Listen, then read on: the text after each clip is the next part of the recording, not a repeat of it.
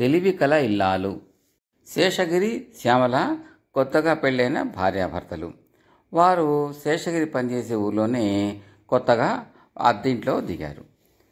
సరే, శేషగిరి కచేరీకి వెళ్ళిపోగానే శ్యామల ఆ కొత్తగా తగిన అద్దెంట్లో సామాన్లన్నీ సర్దుతూ ఉంది.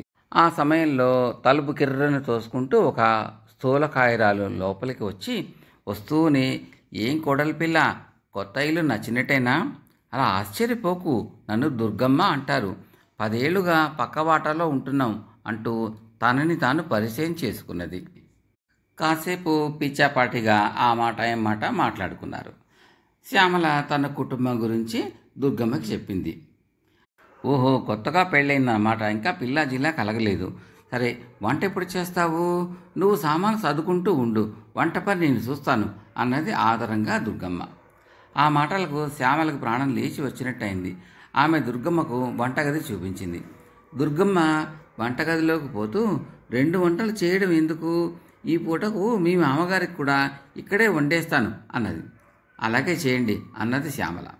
శ్యామల భర్త శేషగిరి కచేరీ నుంచి తిరిగి వచ్చేలోపు దుర్గమ్మ వంట పని పూర్తి చేసి తమ కోసం అన్నం కూరలు గిన్నెల్లో సర్దుకుని వెళ్ళిపోయింది.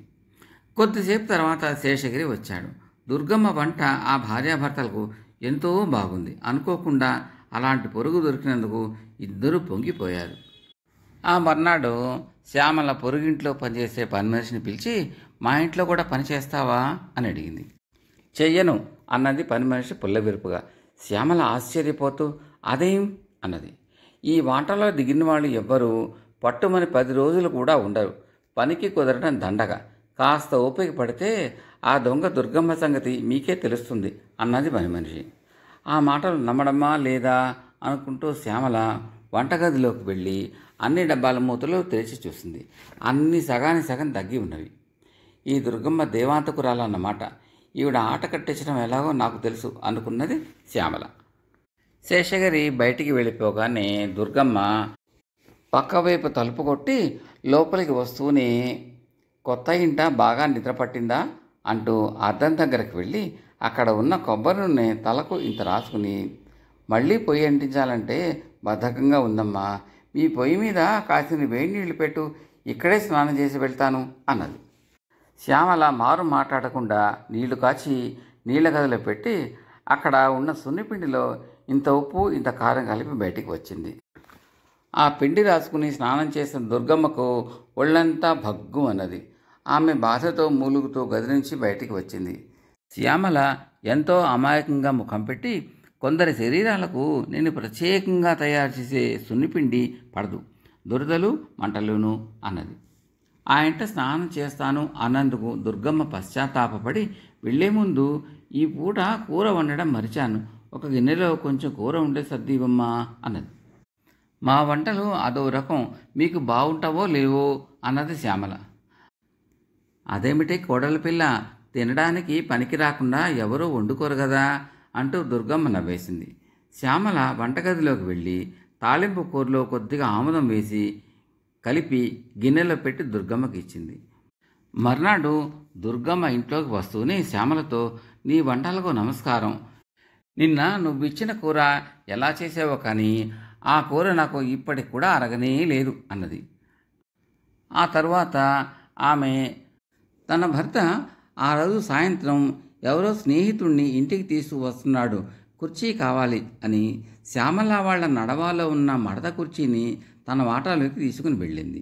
4 రోజులు గడిచిన దుర్గమ్మ కుర్చీని శ్యామలకు ఇవ్వలేదు. ఆ రోజు చీకటి పడే వేళ దుర్గమ్మతో శ్యామల, "మా మడత కుర్చీ చప్పుళ్లకు నీకు మామయ్యకు రాత్రివేళ సరిగా నిద్ర పట్టుతున్నదా?" అని అడిగింది. "మడత కుర్చీ చప్పుడు చేయడం ఏమిటి?" అన్నది దుర్గమ్మ ఆశ్చర్యంగా.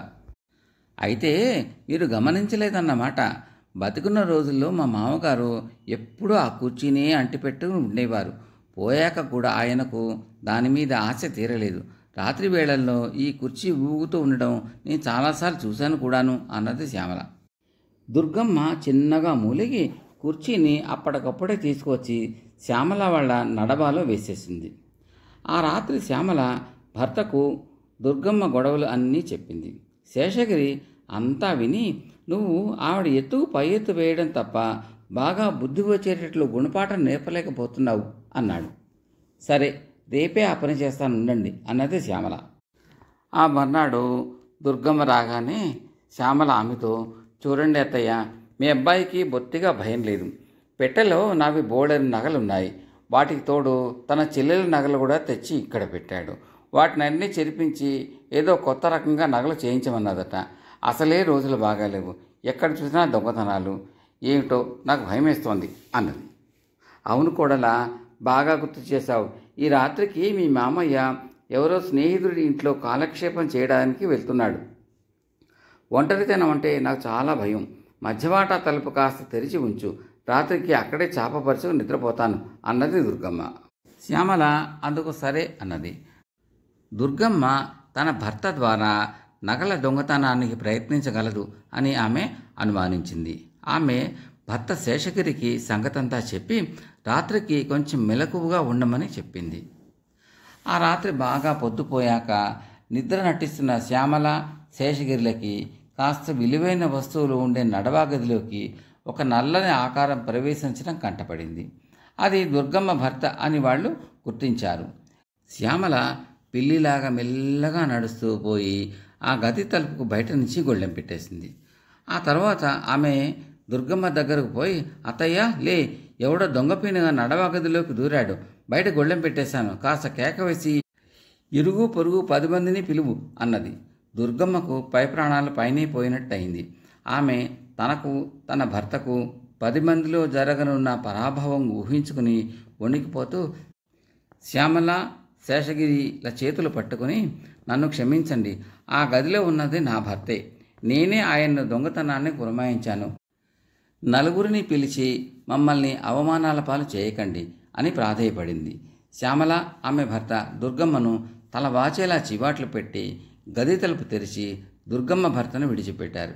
ఇక అక్కడ ఉండేందుకు మొహం చెల్లక దుర్గమ్మ, ఆమె భర్త తెల్లవారి పొద్దెక్కే లోపుగా తమ వాటా ఖాళీ చేసి ఎటో వెళ్ళిపోయారు. ఆ మర్నాడు పొద్దున్నే పక్క ఇళ్లలో పనిచేసే పని మనిషి శ్యామల దగ్గరకు వచ్చి, అమ్మగారు, ఆ మధ్య మీరు ఇంట్లో పనిచేయడానికి మనిషి కావాలన్నారు కదా, చేస్తాను. ఈ వాటర్లో చేరిన వాళ్ళందరూ దుర్గమ్మ దొంగబుద్ధికి భయపడి పారిపోయారు. మీరు మాత్రం దుర్గమ్మ చేతనే ఇల్లు బాటా ఖాళీ చేయించారు. ఏమిటి వింత అన్నది.